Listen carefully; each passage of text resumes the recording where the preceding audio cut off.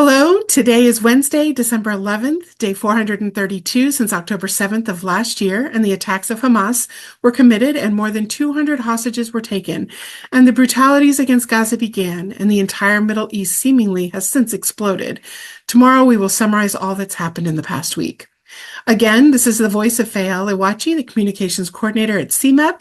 I am acting as the voice for Reverend Dr. Mae Elise Cannon. Starting this weekend, if Mae still does not have her voice, we will both start to appear on camera.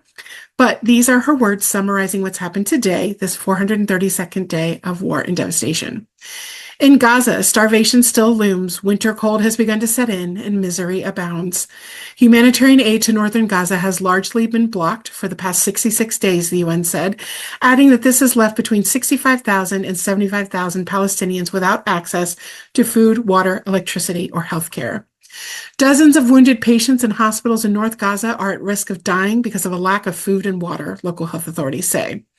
Israeli strikes in northern and central Gaza killed at least 33 Palestinians, most of them in Beit Lahia, medics told Reuters, adding that one strike in the northern Gaza city killed at least 22 people, including women and children. At least 7 Palestinians were killed and 7 others wounded in a strike on a house in the Nuseirat camp in central Gaza, medics told Reuters. The IDF called on residents in Gaza to evacuate the humanitarian zone following rocket fire at Israel from the area. The health ministry in Gaza said that at least 44,805 Palestinians have been killed and 106,257 wounded since the start of the war. I don't have words for what it is like day by day to watch the numbers of deaths ratchet up and up and up, like a ping pong machine score, except it is a death toll where it seems there will be no end. Friends, this is why we are begging you to engage. Sign up for CMEP's newsletters, join our Advent Not Arms campaign, start a schedule of weekly or daily calling your elected officials, start or join a prayer group that is committed to praying for an end to all violence, that all combatants would lay down their arms. I heard from faithful peace advocates in Atlanta. They are still monthly having Interfaith Gaza ceasefire pilgrimages. Every single month they gather and walk and raise awareness and say enough, enough, enough. Make the killing stop. Some countries around the world agree and are stepping up their engagement. Ireland will intervene in South Africa's case against Israel at the International Court of Justice, Irish Deputy Prime Minister Michael Martin announced. Ireland's Department of Foreign Affairs said on X that by legally intervening in South Africa's case, Ireland will be asking the ICJ to broaden its interpretation of what it constitutes the commission of genocide. Israel's High Court of Justice, having heard petitions seeking to require the government to establish a state commission of inquiry into October 7th, gave the government 60 days to update the court about its discussions regarding establishing the commission. Israel's arrest of almost 30 Jewish citizens who allegedly spied for Iran after being recruited via social media has caused alarm in the country and is Tehran's biggest infiltration in decades. The family of Turkish-American activist Asunyor Ezgi killed by Israeli forces in September while participating in a protest against settlement expansion, will meet U.S. Secretary of State Antony Blinken and call for an independent U.S.-led probe into her killing, her sister told Reuters. What does the shift in power in Syria and the ousting of the Assad regime mean? The Washington Post describes the situation this way. They say, the scramble for Syria is underway.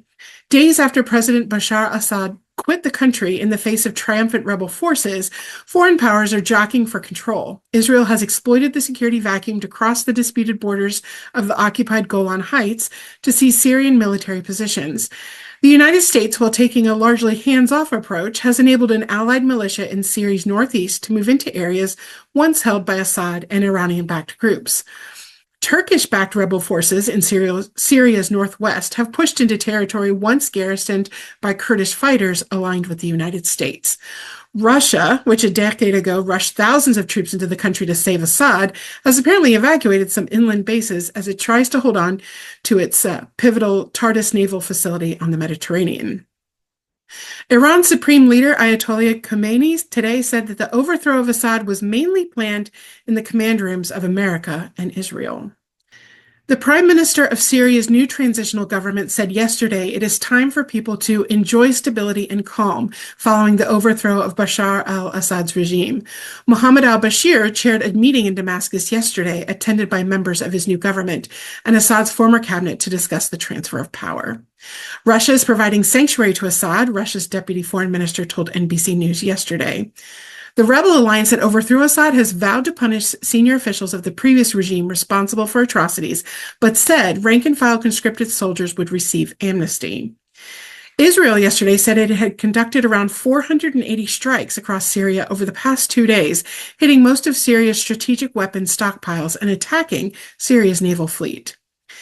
Israel's ambassador to the UN said Israel does not intend to stay in Syria permanently, but will not allow the Iranians to return to their borders.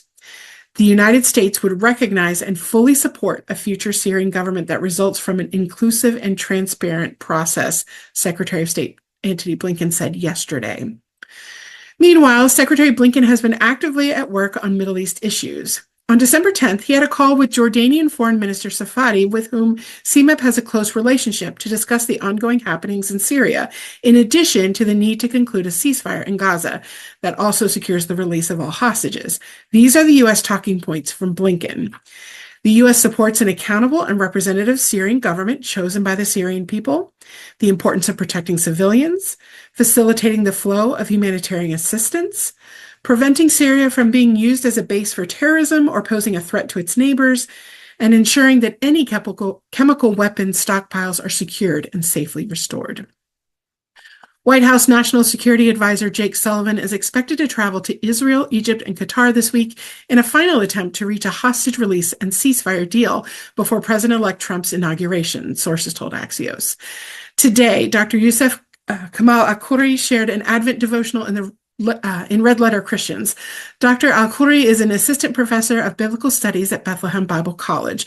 Youssef was born in Gaza and is a Christian Arab-Palestinian theologian and activist. His devotion today was about the good news of the gospel of Jesus Christ. He reflected about what this means for Palestinians in light of the atrocities in Gaza and the ongoing realities in the West Bank.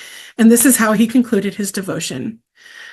Palestinian Christians remain steadfast, holding firm to the true gospel of Jesus and working tirelessly toward healing and justice.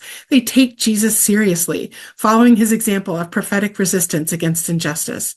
As we enter the Advent season, we are invited to delve deeper into the meaning of Jesus' gospel.